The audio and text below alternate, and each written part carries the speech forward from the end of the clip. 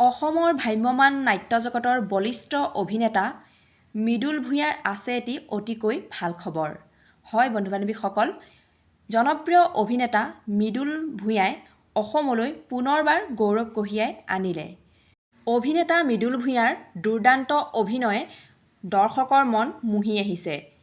তেওঁৰ দুৰ্দান্ত অভিনয় মঞ্চ কঁপাই তোলে।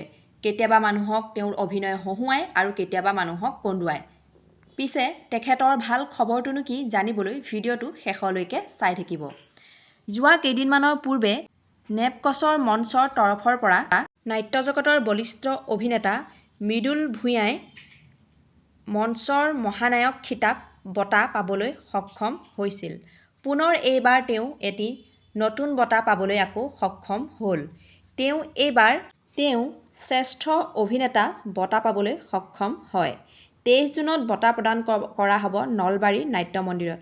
সঁচাকৈ খবৰটো শুনি খুবেই ভাল লাগিল আৰু অভিনেতাজনলৈ আমাৰ চেনেলৰ তৰফৰ পৰা বহুত শুভকামনা জ্ঞাপন কৰিলোঁ।